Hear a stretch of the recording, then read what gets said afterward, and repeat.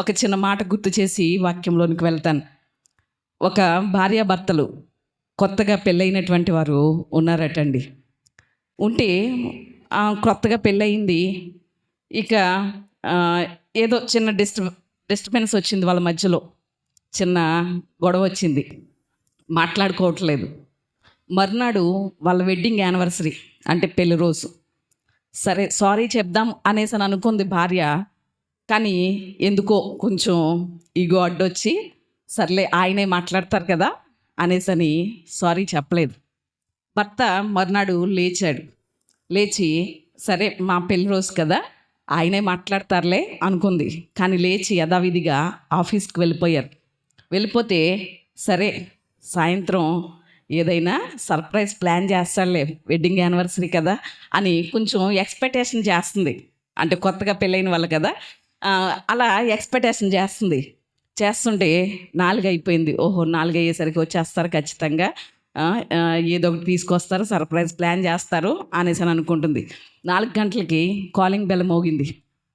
వెళ్ళి డోర్ తీసేసరికి ఫ్లవర్ బొకేతో, పువ్వులతో తన భర్త ఎదురుగా కనిపించాడు. వెంటనే ఇలా ఆశ్చర్యపడుతుంది. ఈలోగా వెంటనే తన ఫోన్ రింగ్ అయింది. ఫోన్ రింగ్ అయితే తలుపు తీసిన వెంటనే ఫోన్ రింగ్ అవ్వడంతో గబగబా లోపలికి వెళ్తే ఆ ఫోను కాల్ లిఫ్ట్ చేసేసరికి ఎక్కడి నుంచి ఫోన్ వచ్చింది అంటే పోలీస్ స్టేషన్ నుంచి ఫోన్ వచ్చింది. ఏమననేసానంటే పలానా పేరు కలిగినటువంటి ఆయన మీ భర్తే కదా అంటే అవునండి. అయితే ఆయన చనిపోయాడు.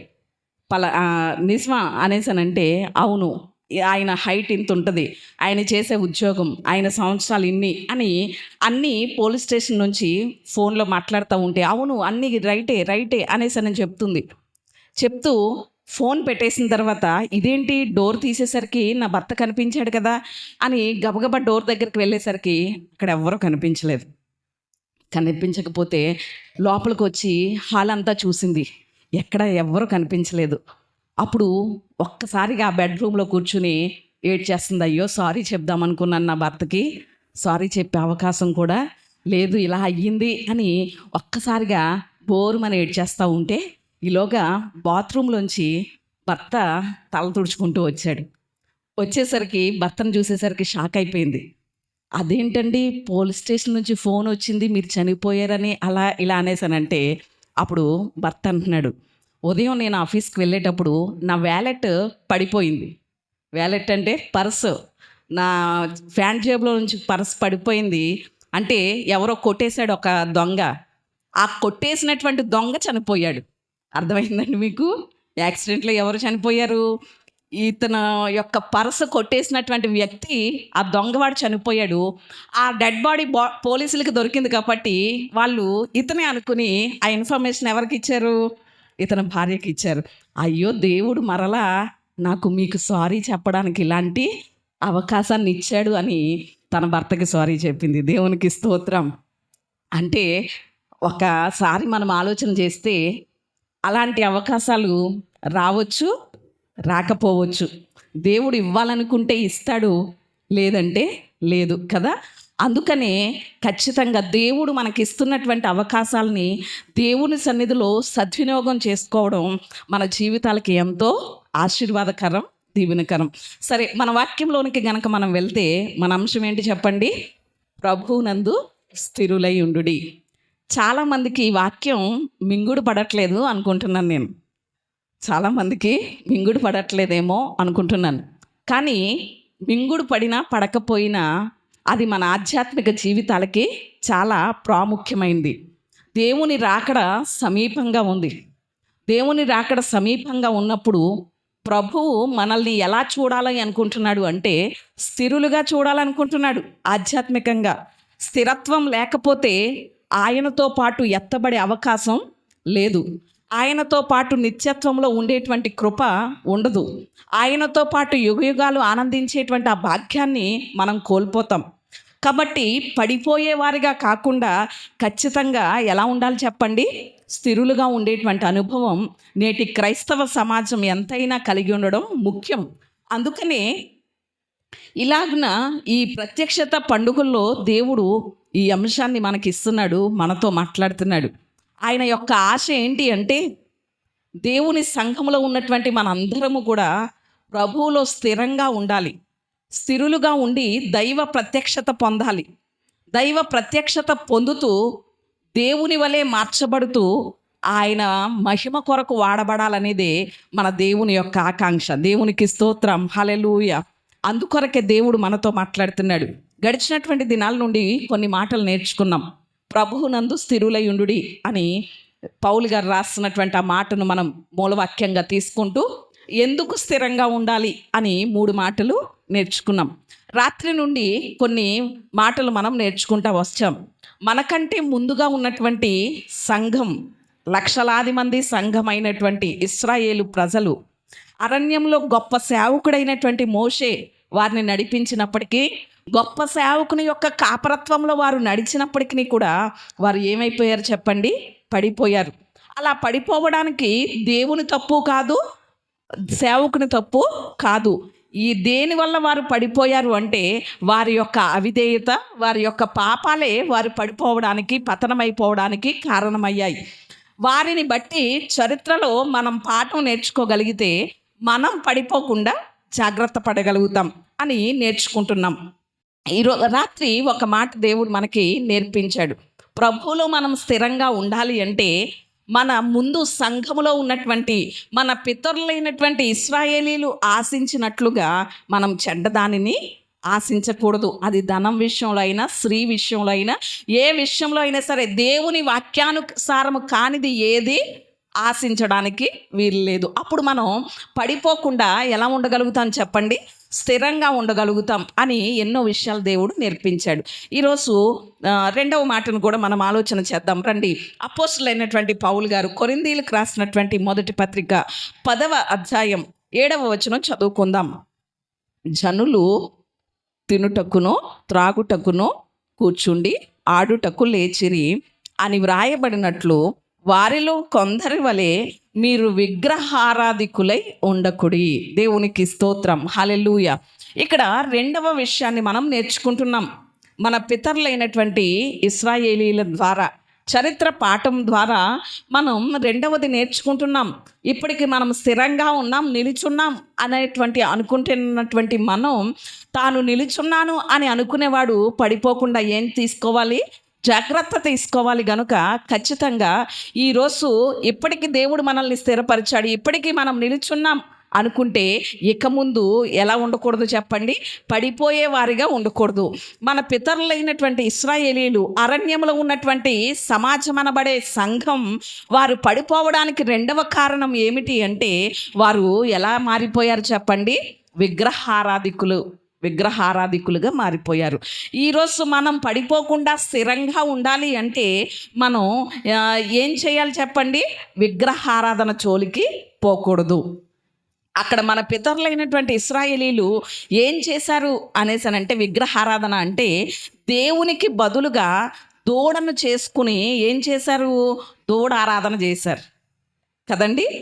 దేవుణ్ణి ఆరాధించవలసినటువంటి వారు, దేవుణ్ణి స్తుతించవలసినటువంటి వారు, దేవుణ్ణి మహిమపరచవలసినటువంటి వారు దేవునికి బదులుగా దేవునికి చెందవలసినటువంటి ఆ మహిమ ఎవరికి ఇచ్చారు? ఒక దూడను చేసుకుని ఐగుప్తు బానిసత్వంలో నుండి మమ్మలను నడిపించినటువంటి దేవుడవు నీవే అని ఆ దూడకి సాగిల పడుతూ, ఆ దూడ ఎడుతుట నాట్యం చేస్తూ దూడని ఏం చేశారు చెప్పండి? మహిమపరిచారు. అందుకనే వారు ఏమైపోయారు? స్థిరంగా ఉండలేక పడిపోయి పతనమైపోయినటువంటి పరిస్థితి మనకి కనిపిస్తుంది. ఈ దూడ అనేది ఒకసారి మనం ఆలోచన చేస్తే, దూడ ఏంటి చెప్పండి? జంతువు. దూడ అనేది ఏంటి చెప్పండి? జంతువు కదా. అది మనిషితో చేయబడింది. ఆ దూడను చేసింది ఎవరు అంటే అహరోను. బంగారంతో పోగరిలో పోస్తే అది దూడాకారంలో వస్తే అది అంటే మనిషితో చేయబడినటువంటి జంతు ఆకారాన్ని వాళ్ళు ఏం చేశారు చెప్పండి? దేవుని స్థానంలో ఉంచారు. దేవుని స్థానంలో ఉంచారు అంటే దేవుని యొక్క స్థానాన్ని ఎవరు ఆక్రమించారు? దూడ ఆక్రమించేసింది. కాబట్టి ఫలితంగా ఎంతమంది చనిపోయారు అక్కడ అంటే 3,000 మంది చనిపోయారు. ఎంతమంది చెప్పండి? 3,000 మంది చనిపోయారు. ఈ మాటలు మీకు పాత నిబంధనలో కనిపిస్తాయి, సంఖ్యాకాండంలో. అంటే ఈరోజు మనం ఆలోచన చేయాలి. విగ్రహారాధన వలన మన పితరులైనటువంటి వారు పడిపోయారు. ఈరోజు మనం పడిపోకుండా స్థిరంగా ఉండాలి అంటే విగ్రహారాధన జోలికి వెళ్ళకూడదు. మీలో చాలామంది ఏమంటారో తెలుసా? ఆ విగ్రహారాధన పరిస్థితుల్లో నుండి, ఆ శాపంలో నుండి దేవుడు మమ్మల్ని వేరు చేసి బయటికి నడిపించాడండి. ఇక విగ్రహాల జోలికి మేమేమీ కూడా పోవట్లేదు, దాని పరిస్థితి మా జీవితంలో లేదండి అని మీరు అనొచ్చు. కానీ విగ్రహం అంటే ఏంటో ఒక్క 3 మాటలు నేను చెప్పి నేను ముందుకు వెళ్తాను. అప్పుడు మనం విగ్రహారాధనలో ఉన్నామో లేదో ఆ 3 మాటలను బట్టి మనల్ని మనం పరిశీలన చేసుకుని మన జీవితాలని సరి చేసుకుందాం. విగ్రహం అంటే మొట్టమొదటిదిగా దేవుని కన్నా ఎక్కువ దేన్ని ప్రేమించినా అది విగ్రహమే. ఏంటి చెప్పండి? మొదటిగా విగ్రహం అంటే ఏంటి? దేవుని కన్నా మనం ఎక్కువగా దేన్ని ప్రేమించినా అది దేనితో సమానం? విగ్రహంతో సమానం. మరి ఈరోజు దేన్ని ప్రేమిస్తున్నాం? దేవుణ్ణే ఎక్కువ ప్రేమిస్తున్నామా? దేవునికే మొదటి స్థానం ఇస్తున్నామా? లేక మరి దేనికైనా మొదటి స్థానం ఇస్తున్నామా? దేవుని కన్నా మరి ఎక్కువగా దేనినైనా ఎవరినైనా ప్రేమిస్తున్నామా? ఒక్కసారి నా జీవితాన్ని నేను, మీ జీవితాలని మీరు ఏం చేయాలి చెప్పండి? పరిశీలన చేసుకోవాలి. చాలామంది దేవుని కంటే ముఖ్య స్థానం వారి కుటుంబాలకు ఇస్తారు. చాలామంది దేవుని కంటే ప్రథమ స్థానం వారి బిడ్డలకు ఇస్తారు. లేకపోతే దేవుని కంటే ఎక్కువ ప్రథమ స్థానం బంగారానికి ఇవ్వచ్చు, లేకపోతే ధనానికి ఇవ్వచ్చు. అది మనం ఎంత పర్సెంటేజ్ దేవునికి ఇస్తున్నాం, లేక మనం ఇష్టపడే వారికి ఇష్టపడే దానికి ఇస్తున్నాం అనేది మనమే పరిశీలన చేసుకోవాలి. వారు మన పితరులు విగ్రహారాధన ద్వారా పడిపోయారు. ఈరోజు మనం పడిపోకుండా స్థిరంగా ఉండాలి అంటే విగ్రహం జోలికి మనం వెళ్ళకూడదు. విగ్రహం అంటే ఏదో బయట నిలబెట్టేటువంటి విగ్రహాలు కాదు. దేవుని వాక్యం చెప్తుంది ఆధ్యాత్మికమైనటువంటి విగ్రహాలు ఉన్నాయి. అన్యులకైతే విగ్రహాలు బయట ఉంటాయి, కానీ దేవుని బిడ్డలకి విగ్రహాలు ఎక్కడ ఉంటాయో తెలుసా? అంతరంగంలో ఉంటాయి. ఎక్కడుంటాయి చెప్పండి? అంతరంగంలో ఉంటాయి. మరి నీ అంతరంగంలో ఉన్నటువంటి విగ్రహం ఏంటో అది నీకే తెలుసు. ఈరోజు దేవుడు మాట్లాడుతున్నాడు. దేవుని కన్నా ఎక్కువగా దేన్ని ప్రేమించినా అది ఏమైపోతుంది? విగ్రహమే అయిపోతుంది. దేవునికి ఇవ్వవలసినటువంటి స్థానం ఎవరికి ఇచ్చినా అది ఏమవుతుంది చెప్పండి? విగ్రహమే అవుతుంది. కాబట్టి దేవుని స్థానంలో ఎవరిని పెట్టడానికి వీల్లేదు. కుటుంబాన్ని ప్రేమించాలి, అది ఎవరి తర్వాత? దేవుని తరువాతే. బిడ్డల్ని ప్రేమించాలి, అది ఎవరి తర్వాత? దేవుని తరువాతే. బంధువులనైనా స్నేహితులనైనా ఎవరిని ప్రేమించినా ఎవరి స్థానమైనా ఎవరి తరువాత అంటే దేవుని తరువాత మాత్రమే ఇవ్వాలి. దేనికైనా ఏ స్థానం ఇచ్చినా. కానీ మొదటి స్థానం ఎవరికి ఇవ్వాలి చెప్పండి? దేవునికే ఇవ్వాలి. ఒడిశల ఎంతమంది చూశారు? ఒడిశల చాలామంది చూడలేదేమో, కానీ పోనీ విన్నారా? ఒడిశలను విన్నారా? పేరు విన్నారా లేదా? విన్నారు కదా. ఒడిశల మనకి బైబిల్లో ఎక్కడ కనిపిస్తుంది? దావీదు చేతిలో కనిపిస్తుంది కదా. ఆ ఒడిశలకి ఇలా 2 చెంగులు ఉంటాయి. ఆ 2 చెంగుల మధ్యలో రాయి పెట్టి ఇలా గిరగిరా గిరగిరా గిరగిరా తిప్పి ఒక్క చెంగుని ఇలా విడిచిపెడితే ఆ రాయి వెళ్ళి మనం ఎవరినైతే కొట్టాలనుకుంటున్నామో వాళ్ళకి తగులుతుంది. అప్పుడు మనం ఏదైతే కొట్టాలనుకుంటున్నామో, ఎవరినైతే కొట్టాలనుకుంటున్నామో వాళ్ళకి తగులుతుంది. కానీ 2 చెంగులు పట్టుకుని ఊరికే ఎంత గిరగిరా తిప్పినా ఏమవ్వదు, విజయం రాదు. కొట్టాలనుకున్నటువంటి వాళ్ళని కొట్టలేం. అంటే ఇది ఆధ్యాత్మికంగా మనం అర్థం చేసుకుంటే ఒక కొన భౌతిక సంబంధమైనటువంటి కొన. ఒకటేంటి చెప్పండి? ఒక కొన ఏంటి చెప్పండి? మన చేతిలో ఉన్నటువంటి 2 కొనల్లో ఒకటేంటి? భౌతిక సంబంధమైనటువంటి కొన, లోకం అనేటువంటి కొన. ఇంకొకటి పరలోకపు కొన, ఆత్మ సంబంధమైనటువంటి కొన. మనం విజయం పొందాలి అంటే, స్థిరంగా ఉండాలి అంటే లోకం అనేటువంటి కొన ఏమవ్వాలి? విడిచిపెట్టేయాలి. అప్పుడే విజయాన్ని పొందగలుగుతాం. దేవునికి స్తోత్రం, హల్లెలూయా. 2 పట్టుకుంటానండి, నాకు లోకము కావాలి, దేవుడు కావాలి అంటే మనకేమి రాదు? విజయం రాదు. నాకు దేవుడు కావాలి, లేకపోతే అది కావాలి, దెయ్యము కావాలి అంటే విజయాన్ని పొందలేం. ఒక దాన్ని మనం ఏం చేయాలి చెప్పండి? విడిచిపెట్టినప్పుడే విజయాన్ని పొందుకుంటాం. ఈరోజు దేవుని కన్నా ఎక్కువగా దేన్ని ప్రేమించినా అది ఏమవుతుంది అంటే విగ్రహం అవుతుంది. రెండవ మాట చెప్తాను నేను. విగ్రహం అంటే ఏమిటి అనేసనంటే, దేవుని కన్నా ఎక్కువగా దేనికి భయపడినా అది విగ్రహమే. మాటలు మీరు గమనించాలి. మొదటిది ఏంటి చెప్పండి?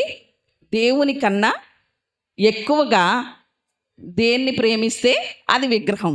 రెండవది ఏంటి అంటే, దేవుని కన్నా దేనికి ఎక్కువ భయపడినా అదేమవుతుంది చెప్పండి? విగ్రహమే అవుతుంది. ఈరోజు దేవునికి భయపడవలసినటువంటి మనం భయపడవలసిన దేవునికి భయపడకుండా దేనికో భయపడతా ఉంటాం, ఎవరెవరికో భయపడతా ఉంటాం. అవునంటారా కాదంటారా? ఉదాహరణకి ఆదివారం సెలవు దినం, ఆఫీస్లో వర్క్ ఉంది. యజమాని ఏమన్నారు? ఆదివారం కూడా డ్యూటీకి వచ్చేయమన్నారు. అప్పుడు మనం ఎవరికి భయపడతాం? అయ్యో నా యజమాని ఈ ఒక్క ఆదివారమే కదా వచ్చే అనేసి అని అన్నాడు, జీతం ఇచ్చేది ఆయనే కదా, ఖచ్చితంగా మరి నేను వెళ్ళకపోతే ప్రమోషన్ ఆగిపోద్దేమో, లేకపోతే నా మీద అంత మంచి ఫీలింగ్ ఉండదేమో అనేసి అని ఎవరికి భయపడతాం? యజమానికే భయపడతాం, కానీ ఆఫీసర్కే భయపడతాం. కానీ దేవుడు ఖచ్చితంగా దేవుని సన్నిధిలో ఆయన్ని ఆరాధించమని ఆజ్ఞ ఇచ్చినటువంటి పరిశుద్ధ దినం అని దేవునికి భయపడగలుగుతున్నామా? భయపడట్లేదు. అంటే ఇదనే కాదు, పని విషయంలోనే కాదు, ఏ విషయంలో అయినా సరే దేవుని కన్నా మనం ఎక్కువగా దేనికి భయపడినా అది ఏమవుతుంది చెప్పండి? విగ్రహమే అవుతుంది. ఈరోజు చాలామంది దేనికి భయపడతారో తెలుసా? దేవుడు అంటే భయం ఉండదు, కానీ దెయ్యపు శక్తులకి భయపడతా ఉంటారు. దేనికి చెప్పండి? దెయ్యాలకు భయపడతా ఉంటారు, దెయ్యపు శక్తులకి భయపడతా ఉంటారు. అసలు దేవుని బిడ్డల్ని దెయ్యాలు ఏం చేయగలుగుతాయి చెప్పండి? ఏమైనా చేయగలుగుతాయా? ఏమీ చేయలేవు. A.W. టోజర్ అనేటువంటి ఒక భక్తుడు అప్పుడే క్రొత్తగా దేవుణ్ణి అంగీకరించాడు. కాలేజ్ చదువుతున్నాడు. దేవుణ్ణి అంగీకరించి అప్పుడే కొత్తగా మారు మనసు పొంది దేవుణ్ణి నమ్ముకున్నటువంటి ఆ భక్తుడు కాలేజీలో అప్పటికే కొన్ని ఆటలు ఆడేవారట దయ్యపు శక్తులతో. అది ఎలా ఉంటుంది అనేసి అంటే కర్ణ పిచాచి విధంగా ఏదో అవి ఏమంటారు, పాచికలేయో అంటారు చూసారా, అలాంటి ఆటలు ఆడుతూ ఉండేవారట కాలేజీలో. ఈయన వెళ్ళి ఆ ఆట దగ్గర నిలబడేసరికి ఆ దయ్యపు శక్తి అది కాయిన్ తిప్పేది కాదట. ఇదేంటి ప్రతిరోజు బాగానే ఉండేది, ఇది జరగట్లేదేంటి ఆట, ఇది చెప్పట్లేదేంటి అనేసి అని అనుకుంటే అప్పుడు అర్థమైందంట. ఆట ఆడించే అతను అన్నాడట, ఇక్కడ దేవుణ్ణి నమ్ముకున్న వాళ్ళు ఎవరైనా ఉన్నారా అని అడిగారట. నేను ఈ మధ్య కాలంలోనే ప్రభువుని అంగీకరించాను అనేసి అని ఆ టోజర్ చెప్తే, మీరు వెళ్ళిపోతేనే కానీ ఇక్కడ ఆట జరగదన్నాడట. దేవునికి స్తోత్రం. అంటే దేవుణ్ణి నమ్ముకున్నటువంటి దేవుని బిడ్డలకి ఏం భయపడతాయి? దయ్యపు శక్తులు భయపడతాయి. మనకి అవి భయపడాలి, కానీ వాటికి మనం భయపడకూడదు. దేవునికి స్తోత్రం. కానీ ఈరోజు ఎలా ఉందో తెలుసా? క్రైస్తవుని యొక్క విధానం మనకి అవి భయపడడం కాదు, వాటికే మనం భయపడిపోయేటువంటి విధానం అయిపోతున్నాం. అంటే వాటికి మనం భయపడిపోతున్నాము అంటే ఏంటి? అవి మనకి ఎలా ఉండిపోయినాయి? మనలో ఏముండిపోయింది? ఒక రకమైనటువంటి విగ్రహం ఉండిపోయిందనే అర్థం. కానీ ఈరోజు ప్రభువునందు స్థిరంగా ఉండాలి అంటే ఎటువంటి దయ్యపు శక్తులకు భయపడనక్కర్లేదు, దేనికి భయపడక్కర్లేదు. ఎందుకంటే మన మీద ఏ శక్తి కూడా పని చేయదు. మన చుట్టూ ఆయన రక్తపు కంచె ఉంది. దేవునికి స్తోత్రం. ఆ విశ్వాసము గనక దేవునికి భయపడగలిగితే గనక ప్రతి విషయంలోనూ మనం ఇక దేనికి భయపడక్కర్లేదు. అందుకని ఇక్కడ దేవుని మాటలు మనకు సెలవిస్తున్నాయి. ఏంటి అంటే, దేవుని కన్నా ఎక్కువ దేన్ని ప్రేమించినా అది విగ్రహమే. దేవుని కన్నా ఎక్కువగా దేనికి భయపడినా, ఒకవేళ దెయ్యానికి భయపడకపోయినా దేవుని మాట లెక్క ఉండదు. కొంతమందికి వాళ్ళ నాన్న మాటే లేక వాళ్ళ అమ్మ మాటే లెక్క. అంటే అది వాక్యానుసారం కాకపోయినా కూడా ఎవరి మాట ఫాలో అవుతారు?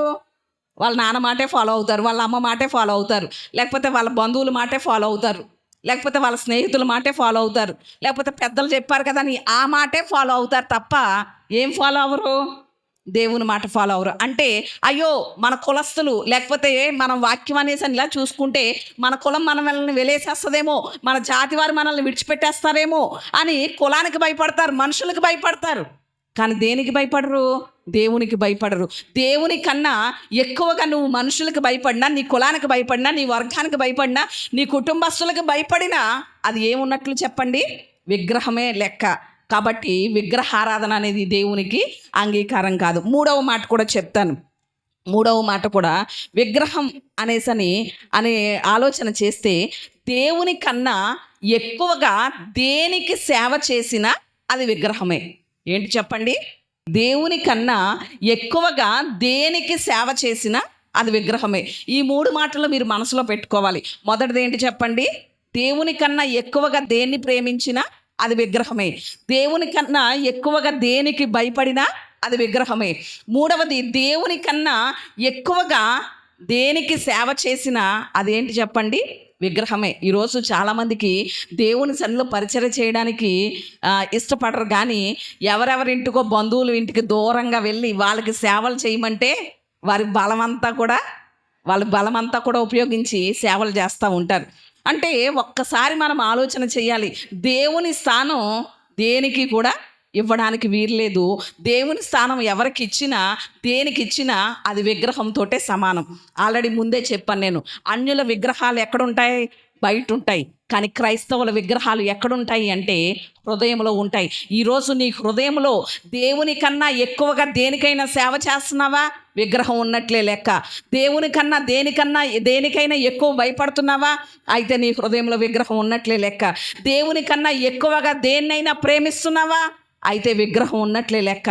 కానీ ఈరోజు నా దేవుడు మాట్లాడుతున్నాడు. ఏమనో తెలుసా? పాత నిబంధనలో ఉన్నటువంటి సంఘం అనేటువంటి ఇశ్రాయేలీల సమాజం వారు స్థిరంగా ఉండకుండా పడిపోవడానికి కారణం ఏమిటి అంటే వారు విగ్రహారాధన చేయడం ద్వారా.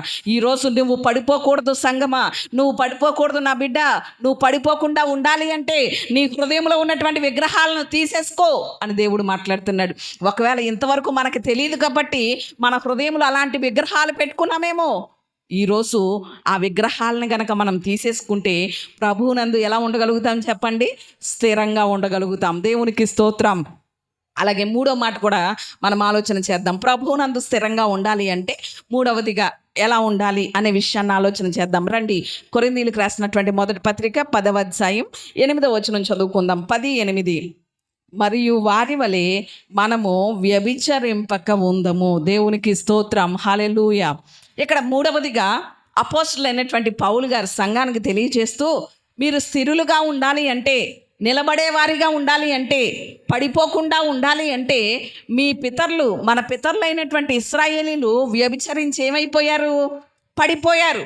కాబట్టి నేడు మనం స్థిరంగా ఉండాలి అంటే, ప్రభువులో నిలకడగా ఉండాలి అంటే మనం ఏం చేయకూడదని చెప్తున్నారు? వ్యభిచారం. అంటే వారు పితరులు దేని వల్ల పడిపోయారట? వ్యభిచారం చేయడం వల్ల పడిపోయారట. ఇక్కడ మనం ఆలోచన చేస్తే వ్యభిచారం అనేది చాలా దేవునికి ఇష్టం లేనటువంటి పని. ఈరోజు మనం దేవుని రక్తం చేత కడగబడ్డాం. దేవుని సన్నిధిలో ఆయన బిడ్డలుగా పిలువబడ్డాం. క్రైస్తవులం అని చెప్పుకుంటున్నాం.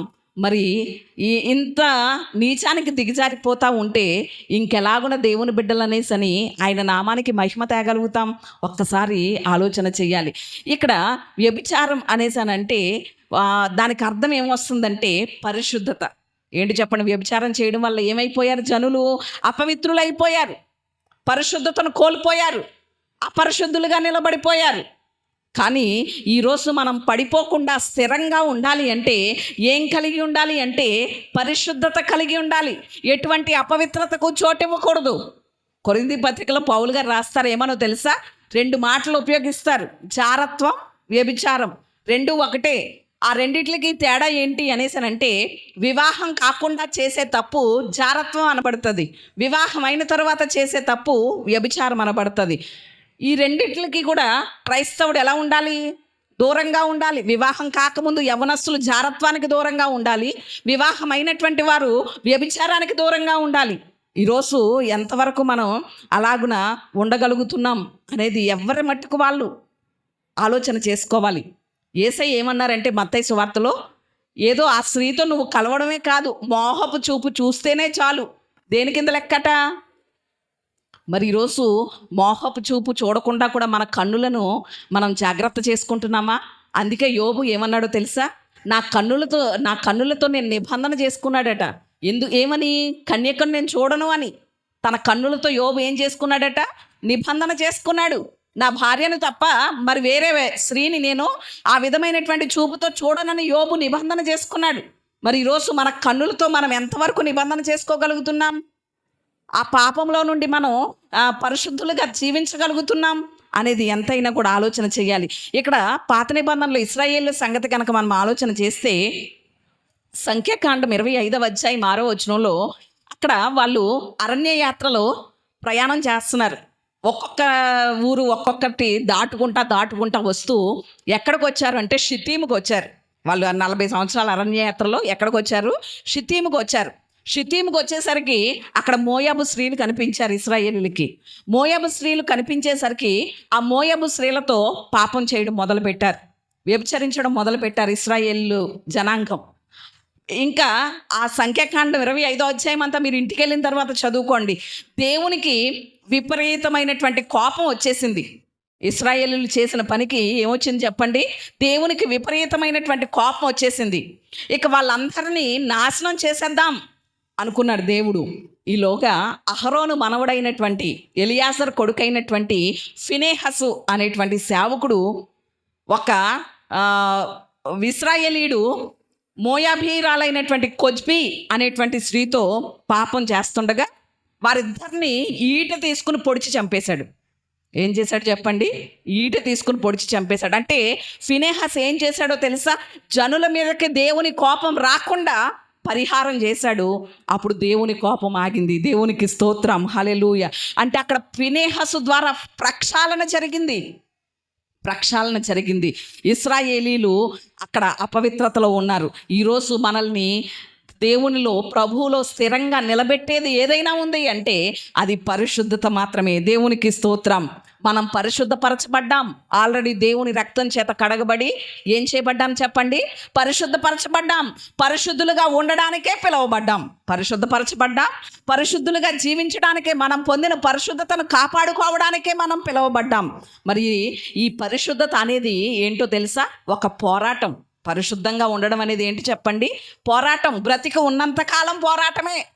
మన శరీరం మనల్ని ఏం చేస్తూ ఉంటుంది? శోధిస్తూ ఉంటుంది, పడేయాలి అనేసని. మన హృదయం కూడా మనల్ని శోధిస్తూ ఉంటుంది, లోకం మనల్ని శోధిస్తూ ఉంటుంది. అలాగే అపవాది కూడా ఏం చేస్తూ ఉంటాడు చెప్పండి? శోధిస్తూ ఉంటాడు. మన పరిశుద్ధతను పాడు చేయాలని, మనల్ని అపవిత్రపరచాలని, ఏదో విధంగా మనల్ని దేవునికి దూరం చేయాలని, స్థిరులుగా లేకుండా మనం పడిపోయి పతనమైపోవాలని అపవాది కూడా ఎప్పటికప్పుడు ఏం చేస్తూ ఉంటాడు చెప్పండి? వలలు వేస్తూనే ఉంటాడు. ఒక దైవజనుడు అన్నాడు, ఏమనో తెలుసా? అపవాది ప్రతి ఒక్కరికి టైలర్ మేడ్ వల వేస్తాడట. టైలర్ మేడ్ వల అంటే, ఉదాహరణకి మనం టైలర్ దగ్గరికి క్లాతులు పట్టుకెళ్ళినప్పుడు అందరికీ ఒకే ఆదితో బట్టలు కుట్టేస్తాడా? అందరికీ ఒకే కొలతతో స్టిచ్చింగ్ చేసేస్తాడా? కాదు కదా. ఎవరి కొలతకు సంబంధించి వాళ్ళకి కుడతాడు బట్టలు కదా. అలాగే ఈ అపవాది కూడా టైలర్ మేడ్ వల వేస్తాడట అందరికీ. ఎలాంటిదంటే, చిన్న పిల్లలకి ఎలాంటి వల వేస్తే వాళ్ళు పడతారో అలాంటి వల వేస్తాడట. యవనస్తులకి ఎలాంటి శోధన చూపిస్తే వాళ్ళు పడతారో అలాంటి శోధన చూపిస్తాడట. స్త్రీలను ఎలాగ పడేయాలో అలాంటి వలేస్తూ ఉంటాడట. అంటే ఈ అపవాది ఏం చేస్తూ ఉంటాడు? మన అపవిత్రతను పాడు చేయడానికి ఎవరికి ఎలా వేయాలో అలా వేస్తాడు తెలివిగాను. మరి ఈరోజు మనం అపవాది వలలో పడిపోయి మన పరిశుద్ధతను పోగొట్టుకుంటున్నామా, లేక స్థిరంగా నిలబడుతున్నామా అనేది ఎంతైనా మనల్ని మనం ఏం చేసుకోవాలి చెప్పండి? పరిశీలన చేసుకోవాలి. మన శరీరానికి ఆరోగ్యం ఎంత ముఖ్యమో అలాగే ఆత్మకి కూడా ఆరోగ్యం ఏదైనా ఉంది అంటే అది పరిశుద్ధత మాత్రమే. దేవునికి స్తోత్రం. శరీరానికి ఆరోగ్యం ఎంత ముఖ్యమో మన ఆత్మకి కూడా పరిశుద్ధత అనే ఆరోగ్యం ముఖ్యమే.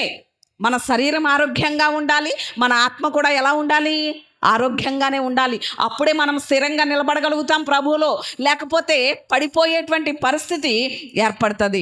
పరిశుద్ధతకి దేవుడు చాలా ప్రథమ స్థానాన్ని ఇచ్చాడు, ప్రాధాన్యత ఇచ్చాడు. బైబిల్లో మొత్తం పరిశుద్ధత అనే మాట 1080 సార్లు రాయబడింది. ఎన్నిసార్లు చెప్పండి? పరిశుద్ధత అనే మాట 1080 సార్లు రాయబడింది మొత్తం బైబిల్ గ్రంథంలో. ఎన్ని పేజీల్లో అంటే 1029 పేజీల్లో 1080 సార్లు పరిశుద్ధతను గురించి రాయబడింది. అందుకనే అక్కడ లేవియకాండం 20వ అధ్యాయం 26వ వచనంలో చూస్తే అక్కడ దేవుడు అనేటువంటి మాట ఏంటో తెలుసా? 20వ అధ్యాయం 26వ వచనంలో, మీరు నా వారై ఉండాలంటే పరిశుద్ధతే మార్గం అన్నాడు. దేవునికి స్తోత్రం, హల్లెలూయా.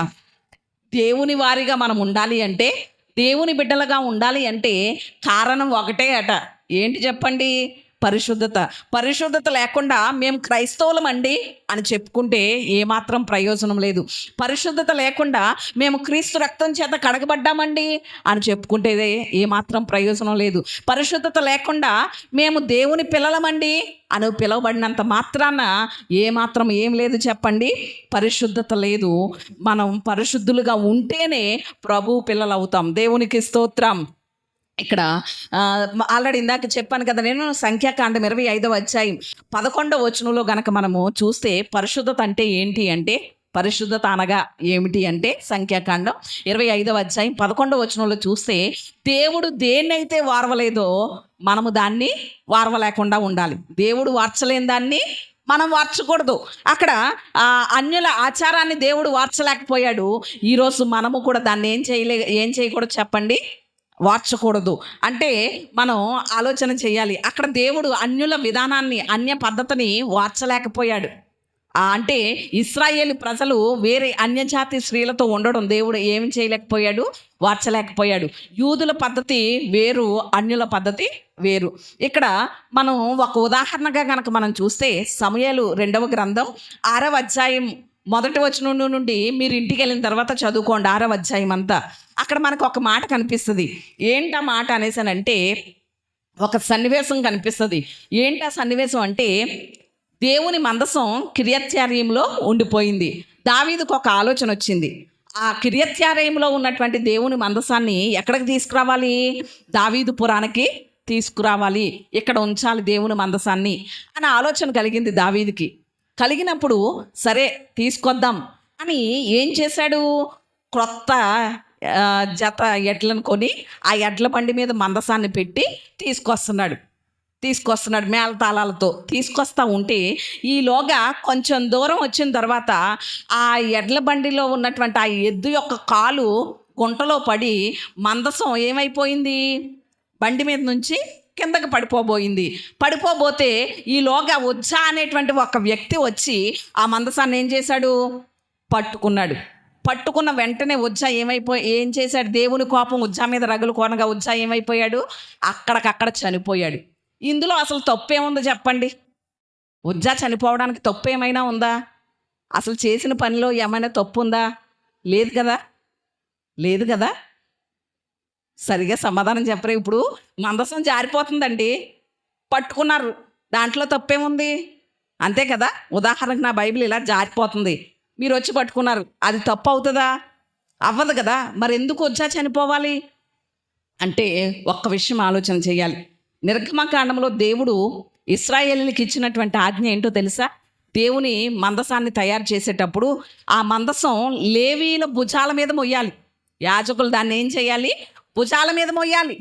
కానీ ఈ కొత్త బండి మీద, ఎద్దుల బండి మీద ఎక్కించుకురావడం అనేది ఎవరి పద్ధతో తెలుసా? ఫిలిస్తీన్ల పద్ధతి, అన్య పద్ధతి.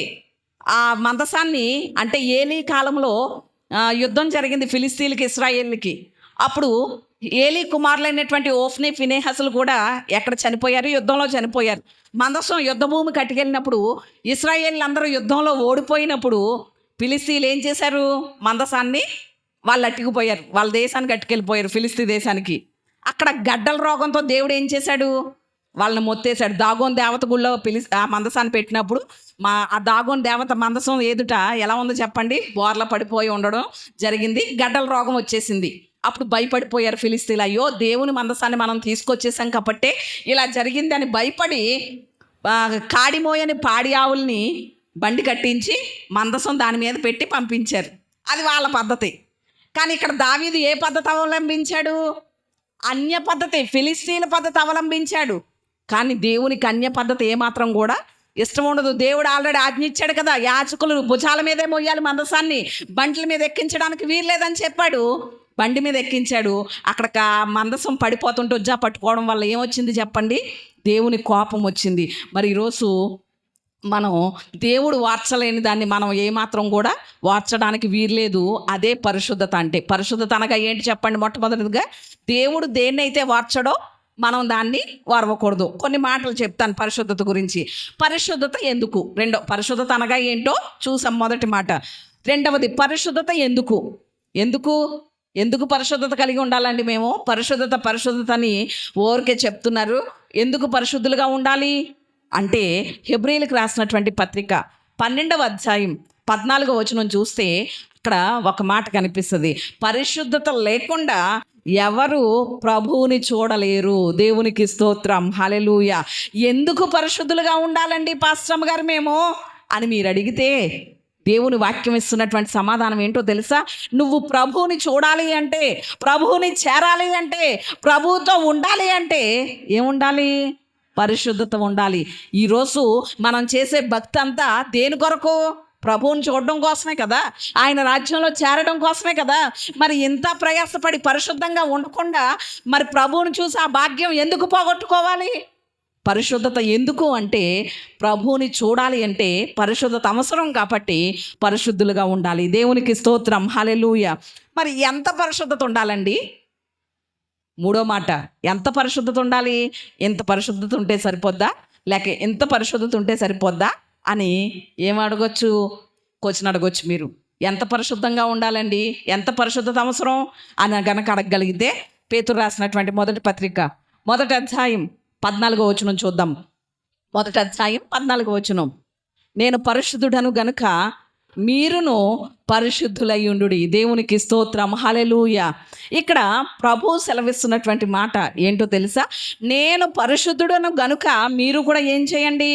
పరిశుద్ధులై ఉండండి. అంటే ఎంత పరిశుద్ధత కలిగి ఉండాలి అంటే, యేసయ్య ఎంత పరిశుద్ధత కలిగి ఉన్నాడో అంత పరిశుద్ధత ఉండాలి. దేవునికి స్తోత్రం.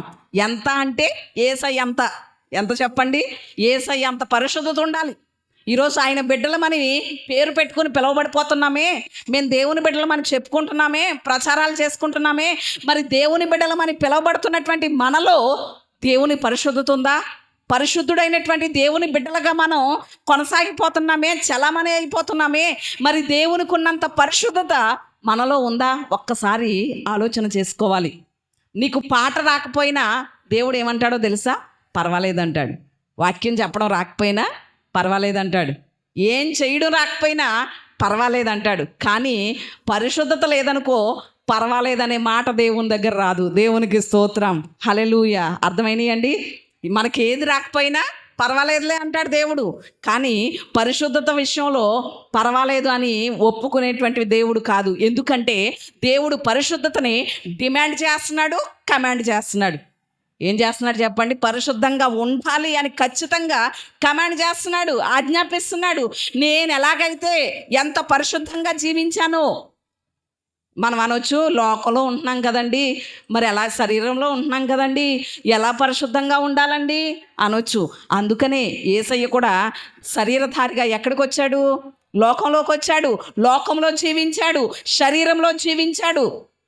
ఆయనకి శోధనలు ఎదురైనాయి, ఆయనకి ఎన్నో టెంప్టేషన్లు ఎదురైనాయి, ఎన్నో పోరాటాలు ఎదురైనాయి. సాతాను ద్వారా, లోకము ద్వారా చాలా పోరాటాలు ఎదురయ్యాయి యేసయ్యకి కూడా. అయినా కూడా తన పరిశుద్ధతను ఏమాత్రం కూడా ఆయన పోగొట్టుకోలేదు. ఈరోజు మనము కూడా యేసయ్య వలె జీవించాలి లోకంలో ఉన్నప్పుడు, శరీరంలో ఉన్నప్పుడు. అందుకని ఎంత పరిశుద్ధత కావాలి అంటే యేసయ్య అంత పరిశుద్ధత కావాలి. ఈరోజు చాలామంది ఏమంటారో తెలుసా? మిగిలిన దేవుళ్ళ కన్నా మీ దేవుని ప్రత్యేకత ఏంటి? అందరి దేవుళ్ళలో ఒక దేవుడే కదా మీ దేవుడు అంటారు. కానీ అందరి దేవుళ్ళకి మన దేవుడికి ఉన్నటువంటి ప్రత్యేకమైన తేడా ఏదైనా ఉందే అనుకోండి, అదేంటో చెప్పనా? పరిశుద్ధత. దేవునికి స్తోత్రం. కామ, క్రోధ, లోభ, మద, మత్సరాలు లేనివాడు నా యేసయ్య. ఆయన పరిశుద్ధుడు. అంటే మిగిలిన దేవుళ్ళకి నా దేవుడికి ఉన్నటువంటి తేడా పరిశుద్ధతే. మిగిలిన మతాల నుండి మనల్ని దూరం చేసేది కూడా ఏమవ్వాలి? పరిశుద్ధతే అవ్వాలి. మీకు ఈ యేసుప్రభుని నమ్ముకున్నానండి, నేను ఆశీర్వదించబడాలి అండి అంటే మనకంటే అన్యులు ఎలా ఉన్నారు? ఆశీర్వాదకరంగానే ఉన్నారు, దీవెనకరంగానే ఉన్నారు, చదువులో ముందులోనే ఉన్నారు, గొప్ప గొప్ప స్థానాలు సాధించారు. కానీ వాళ్ళకి మనకి ఉన్న తేడా ఏంటి అంటే పరిశుద్ధతలోనే ఉండాలి. దేవునికి స్తోత్రం, హల్లెలూయా. ఈరోజు మరి ఎంత పరిశుద్ధంగా ఉంటున్నాం అనేది ఎంతైనా ఆలోచన చేయాలి. 4వ మాట చెప్పి నా మాటలు ముగిస్తాను. పరిశుద్ధత ఉండాలి అంటే ఏం చేయాలి? మొదటగా పరిశుద్ధత అంటే ఏంటో చూసాం. దేవుడు ఓర్వలేని దాన్ని మనము ఓర్వకూడదు. పరిశుద్ధత ఎందుకు ఉండాలి? ప్రభువుని చూడాలంటే పరిశుద్ధత ఉండాలి. 3వ మాట పరిశుద్ధంగా, ఎంత పరిశుద్ధంగా ఉండాలి అంటే యేసయ్య అంత పరిశుద్ధత మనలో ఉండాలి. మరి పరిశుద్ధంగా జీవించాలంటే ఏం చేయాలి? 4 మాటలు త్వరగా నేను చెప్పేస్తాను, మీరు శ్రద్ధగా ఆలకించండి. పరిశుద్ధంగా ఉండాలి అంటే ఏం చేయాలి అంటే పేతురు రాసినటువంటి మొదటి పత్రిక 1వ అధ్యాయం 13వ వచనంలో చూస్తే, మీరు ఇంటికి వెళ్ళిన తర్వాత ఈ రిఫరెన్స్లన్నీ నోట్ చేసుకుని ఇంటికి వెళ్ళిన తర్వాత చదువుకోండి. అక్కడ పేతురు అంటాడు ఏమనో తెలుసా? మనస్సు అనే నడుం కట్టుకోవాలి. పరిశుద్ధంగా జీవించాలంటే ఏం చేయాలి? అయ్యో మేము లోకంలో జీవిస్తున్నామండి, శరీరంలో జీవిస్తున్నామండి, యేసయ్య ఉన్నట్లుగా పరిశుద్ధంగా మేము ఉండాలంటే మా వల్ల అవ్వట్లేదండి, మా చేత అవ్వట్లేదండి అనేసి అని అంటారు చాలామంది. కానీ అందుకనే దేవుని వాక్యం చెప్తుంది ఏంటో తెలుసా? నువ్వు పరిశుద్ధంగా ఉండాలని ఆశపడతా ఉంటే, నువ్వు పరిశుద్ధం కోసం పోరాడుతుంటే, నువ్వు పరిశుద్ధంగా దేవుని కొరకు జీవించాలనేటువంటి తృష్ణ కనుక నీలో ఉంటే ఏం చేస్తావో తెలుసా? మొట్టమొదటిగా నీ మనస్సు అనే నడాన్ని కట్టుకోవాలి. అంటే ఒక దృఢ నిశ్చయత ఉండాలి మనలో. నేను దేవుని బిడ్డని, ఇలా చూడడానికి వీల్లేదు. నేను దేవుని బిడ్డని, ఇలా మాట్లాడడానికి వీల్లేదు. నేను దేవుని బిడ్డని, ఇలా ప్రవర్తించడానికి వీల్లేదు అని ఒక దృఢ సంకల్పం మన హృదయంలో పెట్టుకోవాలి. మనస్సు అనేటువంటి నడాన్ని కట్టుకోవాలి. ఆదికాండం 39వ అధ్యాయం 7వ వచనంలో చూస్తే, యోసేపుకి పోతీఫర్ భార్య ద్వారా ఏమెదురయ్యింది? శోధన ఎదురయ్యింది. అప్పుడు యోసేపు ఏం చేశాడు? మనస్సు అనే నడాన్ని కట్టుకున్నాడు. దేవునికి స్తోత్రం. యోసేపు మగవాడు కాదా? యవనంలో లేడా? యోసేపుకి కోరికలు రావా అంటే కోరికలు ఉన్నాయి, యవనంలోనే ఉన్నాడు, మగాడే. అయినా ఏం చేశాడు? తన మనస్సు అనే నడాన్ని కట్టుకున్నాడు. దేవునికి స్తోత్రం, హల్లెలూయా. శోధన లేనప్పుడు కాదు, శోధన ఎదురైనప్పుడే మనం జయించగలగాలి. దేవునికి స్తోత్రం. శోధన లేదు కాబట్టి పరిశుద్ధంగా ఉన్నానండి, బాగానే ఉన్నానండి అన్నం కాదు. మనకి శోధన ఎదురైనప్పుడే మనం ఏం చేయాలి? జయించగలగాలి. అప్పుడే మన మనస్సుని మనం ఎంత స్వాధీనంలో పెట్టుకున్నామో, మన మనస్సు అనే నడాన్ని మనం ఎంత కట్టుకున్నామో అర్థమవుతుంది. 2వ మాట కూడా చూద్దాం. అదే పేతురు రాసిన మొదటి పత్రిక 1వ అధ్యాయం 13వ వచనమే. మనస్సు అనే నడుం కట్టుకోవాలి మొదటిగా. 2వది నిబ్బరమైన బుద్ధి కలిగి ఉండాలి. పరిశుద్ధంగా ఉండాలంటే ఏం చేయాలి చెప్పండి? 2వది నిబ్బరమైనటువంటి బుద్ధి కలిగి ఉండాలి. నిబ్బరమైన బుద్ధి అంటే ఇంద్రియ నిగ్రహం. ఏంటి చెప్పండి? ఇంద్రియ నిగ్రహం అంటే ఆశా నిగ్రహం అని కూడా అనొచ్చు. ఈరోజు మనం పరిశుద్ధంగా ఉండాలి అంటే మనం ఏం కలిగి ఉండాలి చెప్పండి? ఇంద్రియ నిగ్రహం. ఇంద్రియ నిగ్రహం అంటే ఇంద్రియాలు అనేసనంటే మనకి ఏమున్నాయి చెప్పండి? శరీరంలో పంచేంద్రియాలు ఉన్నాయి, తెలుసా? పంచేంద్రియాలు ఉన్నాయి. కన్ను, చెవి, ముక్కు, నోరు, చర్మం. వీటిని ఏమంటారు? పంచేంద్రియాలు అంటారు కదా. వీటిని నిగ్రహించుకోవాలి. మన కన్నుల్ని నిగ్రహించుకోవాలి, మన చెవులను నిగ్రహించుకోవాలి, మన నోటిని నిగ్రహించుకోవాలి, మన శరీరాన్ని నిగ్రహించుకోవాలి. ఆశా నిగ్రహం కలిగి ఉండాలి. ఒక ఆయన అన్నారు ఏమనంటే, ఒక 5 లక్షల రూపాయలు బ్యాగ్లో వేసుకుని సిఎంఆర్, బొమ్మన బ్రదర్సు, చందన బ్రదర్సు మొత్తం షాపులన్నీ, బట్టల షాపులన్నీ తిరిగిందట. కానీ ఏమీ కొనకుండా బయటకు వచ్చేసిందట. ఎంత వేసుకుని బ్యాగ్లో? ఎంత వేసుకుని? 5 లక్షల రూపాయలు వేసుకుని మొత్తం బట్టల షాపులన్నీ తిరిగి వచ్చేసిందట. రాజమండ్రిలో ఎన్ని ఉన్నాయో అన్నీ. కానీ ఒక్కటి కూడా కొనలేదట. తర్వాత మరలా లలిత జ్యువెలర్సు, ఇలాగా బంగారపు షాపులన్నీ తిరిగి వచ్చిందట. కానీ ఏది కొనకుండా బయటకు వచ్చేసిందట. దాన్ని ఏమంటారు? ఆశా నిగ్రహం. ఎంతమంది కొంత దేవునికి స్తోత్రం చెప్పండి. ఎవ్వరు చేయలేగట్లేదు, చూసారా? అంటే ఈరోజు పరిశుద్ధంగా ఉండాలి అంటే ఏంటి చెప్పండి? ఏం కలిగి ఉండాలి? నిబ్బరమైన బుద్ధి కలిగి ఉండాలి. అలా కలిగి ఉన్న వాళ్ళని నేను ఉదాహరణగా చూపిస్తాను. యెహోషువ గ్రంథం 2వ అధ్యాయంలో మనకి ఒక స్త్రీ కనిపిస్తుంది. రాహాబ్ అనేటువంటి వేశ్య. యెహోషువ గ్రంథం 2వ అధ్యాయంలోనే రాహాబ్ గురించి వ్రాయబడుతుంది. రాహాబ్ దగ్గరికి ఇద్దరు వేగుల వారు వెళ్తారు. ఎవరు? ఇశ్రాయేలీలోంచి ఆ దేశం ఎలా ఉందో, ఆ దేశం యొక్క పరిస్థితి ఏంటో తెలుసుకోవడం కోసం ఇద్దరు పురుషులు వెళ్తారు, వేగుల వారు. వెళ్ళినప్పుడు తన ఇంట్లోకి వెళ్తారు. వెళ్ళినప్పుడు అక్కడ అంతవరకు ఏం జరిగేది? వ్యభిచారం జరిగేది. కానీ ఈ స్త్రీతో వాళ్ళు సంభాషించినటువంటి మాటలు ఏంటో తెలుసా? దేవుని గురించినటువంటి సంభాషణ చేశారు. దేవునికి స్తోత్రం. అంతవరకు అక్కడ వ్యభిచారానికి సంబంధించిన కార్యకలాపాలు జరిగినా ఈ ఇద్దరు వెళ్ళినటువంటి ఇశ్రాయేలీలు ఇద్దరు తనతో మాట్లాడిన మాటలేంటి? దేవుణ్ణి గురించినటువంటి సంభాషణ. అంటే వాళ్ళకి ఏ బుద్ధి ఉంది? నిబ్బరమైన బుద్ధి కలిగి ఉంది. నిబ్బరమైన బుద్ధి ఉంటే వ్యభిచారపు కొంపలోకి వెళ్ళి కూడా మనం ఏం చేయొచ్చు? సువార్త చెప్పొచ్చు. దేవునికి స్తోత్రం. హల్లెలూయా. రెండవదిగా మనకి రూతు గ్రంథం 3వ అధ్యాయంలో రూతు అలాగే బోయజు కనిపిస్తారు. అక్కడ నయోమి రూతుతో చెప్పింది ఏమనో తెలుసా? ఈ రాత్రి నువ్వు వెళ్ళి కళ్ళం దగ్గర బోయజ్ కాళ్ళ దగ్గర పడుకొని ఉండు, నువ్వేం చేయాలో అతను నీకు చెప్తాడు అనేసి అని చెప్పింది నయోమి. అంటే ఆ రాత్రంతా బోయజు రూతు ఇద్దరు ఎక్కడున్నారు? కళ్ళం. కళ్ళం ఎక్కడుంటుంది? చేలో ఉంటుంది. ఊరికి దూరంగా చేలో ఉంటుంది కళ్ళం. ఈ పురుషుడు స్త్రీ కూడా ఎక్కడున్నారు? కళ్ళం దగ్గర ఉన్నారు నైట్ అంతా. కానీ ఏదైనా పాపం చేశారా? చెయ్యలేదు. అంటే వారి బుద్ధి ఎలా ఉంది? నిబ్బరంగా ఉంది. కాబట్టి తప్పు అనేది జరగలేదు. మూడవదిగా చూస్తే యేసయ్య యొక్క తల్లిదండ్రులైనటువంటి యోసేపు మరియలు. యోసేపుతో దేవుడు ఒక ఆజ్ఞ ఇచ్చాడు. కలలో దర్శనమై దేవదూత ఏమనో తెలుసా? యేసయ్య పుట్టే వరకు కూడా మీరేమవ్వకూడదు? ఏకమవ్వకూడదు. ఆయన పరిశుద్ధుడు. ఆయన పరిశుద్ధంగానే భూమి మీదకి రావాలి. నీ భార్య అంటే నీకు ప్రదానం చేయబడింది కదా అని నువ్వేమాత్రం కూడా తొందరపాటు అడుగు వేయకూడదు అని యోసేపుతో చెప్పినప్పుడు యేసయ్య పుట్టే వరకు కూడా వారు ఏమవ్వలేదు? తొందరపడలేదు. అంటే ఏ బుద్ధి కలిగి ఉన్నారు? ఏ బుద్ధి కలిగి ఉన్నారు? నిబ్బరమైన బుద్ధి కలిగి ఉన్నారు. ఈరోజు మనం పరిశుద్ధంగా ఉండాలి అంటే మన బుద్ధి ఎలా ఉండాలి చెప్పండి? నిబ్బరంగా ఉండాలి. మూడో విషయాన్ని కూడా అక్కడే అదే వచనంలో పేతురు రాసినటువంటి మొదటి పత్రికలోనే గనక మనం చూస్తే సంపూర్ణ నిరీక్షణతో ఉండాలి. దేవునికి స్తోత్రం. హల్లెలూయా. ఏం కలిగి ఉండాలి చెప్పండి? సంపూర్ణ నిరీక్షణ. అంటే ఈరోజు మనం నిరీక్షణ అంటే ఎదురుచూపు. మనం ఎదురు చూసేటువంటి ఆ నిరీక్షిస్తున్నటువంటి ఆ పరిశుద్ధ రాజ్యం ఎలాంటిదో మనం గ్రహించగలిగితే ఖచ్చితంగా మనం ఎలా ఉండగలుగుతాం? పరిశుద్ధంగా ఉండగలుగుతాం. అందుకనే యోహాను రాసినటువంటి మొదటి పత్రిక 3వ అధ్యాయం 3వ వచనంలో చూస్తే ఆయన యందు నిరీక్షణ గలవారు పవిత్రులుగా ఉంటారు అని వాక్యం చెప్తుంది. దేవునికి స్తోత్రం. ఏమంటాడు అక్కడ యోహాను భక్తుడు? ఆయన యందు నిరీక్షణ గలవారు పవిత్రులుగా ఉంటారు. 4వదిగా చూస్తే మొదటి అధ్యాయం 10వ వచనంలో భయంతో గడపాలి. దేంతో గడపాలి చెప్పండి? భయం. దేవుడు అంటే భయం ఉండాలి. దేవుడు అంటే భయం ఉంటే ఖచ్చితంగా మనం ఏం చేస్తాం?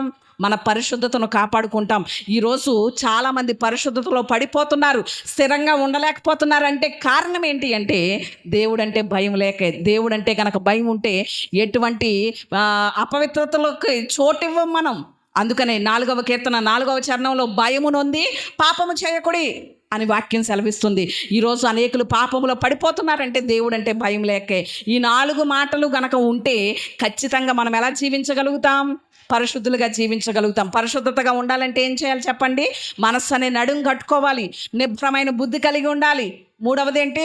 సంపూర్ణ నిశ్చయిత, నిరీక్షణ. మనకి ఎలాంటి రాజ్యాన్ని దేవుడు సిద్ధం చేశాడో, మనం నిరీక్షించేది ఎలాంటిదో దాని గురించిన అవగాహన ఉంటే ఖచ్చితంగా మనం పరిశుద్ధంగా ఉండగలుగుతాం. 4వది దేవుడు అంటే భయం ఉంటే పరిశుద్ధతను కాపాడుకోగలుగుతాం. మరి ఈరోజు ఎంతవరకు మన పరిశుద్ధతను కాపాడుకుంటున్నాం? ఇశ్రాయేలీలు మన పితరులైనటువంటి సంఘం అరణ్యములో గొప్ప సేవకుని చేత నడిపించబడి కూడా వారు ఏమైపోయారు చెప్పండి? పడిపోయారు. ఈరోజు మనం పడిపోకుండా ఉండాలి అంటే మొట్టమొదటి మాట ఏంటి చెప్పండి? చెడ్డదాన్ని ఆశించకూడదు. రెండవది విగ్రహానికి దూరంగా ఉండాలి. మన హృదయాల్లో ఎలాంటి విగ్రహాలు ఉన్నా తీసేసుకోవాలి. మూడవది ఏంటి అంటే వ్యభిచరించకూడదు. అంటే పరిశుద్ధత కలిగి ఉండాలి. ఈరోజు మరి ఎంతవరకు మన జీవితాలు పరిశుద్ధంగా ఉన్నాయి? ఒకవేళ ఇంతవరకు అపరిశుద్ధతతో ఉన్నామేమో. ఈరోజు దేవుని రక్తధారల క్రిందకు వస్తే, ప్రభువా నీ రక్తధారల క్రిందకు వస్తున్నాను, ఇంతవరకు వీటికి నేను చోటిచ్చేసాను, నన్ను పరిశుద్ధపరచు, పవిత్రపరచు అంటే తప్పక ఆయన ఏం చేస్తాడు చెప్పండి? పరిశుద్ధపరుస్తాడు. ఒక చిన్న మాట చెప్పిన మాటలు ముగిస్తాను. కులు మనాలి అనేటువంటి ప్రాంతంలో ఎర్మేన్ అనేటువంటి ఒక జీవి ఉంటుంది అక్కడ. అది ఆ జీవి ఎలా ఉంటుంది అంటే కుందేలు, ర్యాబిట్ ఉంటుంది కదా, కుందేలు వలె ఉంటుంది ఆ జీవి. ఆ కలుగుల్లో జీవిస్తూ ఉంటుంది ఆ కులు మనల్లో. జీవించేటప్పుడు దాన్ని పట్టుకోవడానికి వేటగాళ్ళు ఏం చేస్తారు అంటే, అది బయటికి ఆహారానికి వెళ్ళినప్పుడు అది వెళ్ళేటువంటి దాని కలుగు ఉంటుంది కదా, దాని బొరియ, దానికి మనిషి మలం రాస్తారు. ఏం రాస్తారు చెప్పండి? దాన్ని పట్టుకోవాలని మనిషి మలం రాస్తారు. అది తిరిగి ఆహారాన్ని తీసుకుని వచ్చిన వెంటనే తన కలుగులోనికి, తన ఇంట్లోకి వెళ్దామని చూసేసరికి అక్కడ ఏం కనిపిస్తుంది? దానికి మలం కనిపిస్తుంది. అది ఆ మలానికి అస్సలు అదంటే చాలా చిరాకు ఆ జీవికి. ఇక అక్కడ ఉండిపోద్ది అలాగా, తన ఇంట్లోకి వెళ్లకుండా అక్కడ నిలిచి ఉండిపోతుంది. ఈలోగా వేటగాడు వచ్చేస్తాడు. వేటగాడు దాన్ని చంపేద్దాము అనేసి అని వచ్చేస్తూ ఉంటాడు. వేటగాడిని చూస్తుంది, లోపలికి వెళ్ళిపోదామా కలుగులోకి అనుకుంటుంది. కానీ కలుగుకి ఏం పూసేశాడు? మలం పూసేశాడు. చావనైనా చస్తుంది, వేటగాడికి దొరికిపోయి చావనైనా చస్తుంది, కానీ తన శరీరానికి మలం అంటుకోవడానికి మాత్రం ఇష్టపడదు. అది చిన్న జీవి తను మలం అంటించుకోకుండా పరిశుద్ధంగా ఉండడానికి తన ప్రాణాన్ని సైతం ఏం చేసింది? లెక్క చేయకుండా చావడానికైనా సిద్ధపడింది. ఈరోజు దేవుని పోలికల్లో చేయబడినటువంటి మనుష్యుడు పరిశుద్ధత కోసం ఎంత పోరాడుతున్నాం, పరిశుద్ధంగా జీవించడానికి మనం ఎంత ప్రయత్నిస్తున్నాం అనేది ఎంతైనా మనల్ని మనం ఆలోచన చేసుకోవాలి. అలాగున మనం పడిపోకుండా ప్రభువులో స్థిరంగా ఉండడానికి దేవుడు మనందరికీ సహాయం చేసి నడిపించును గాక.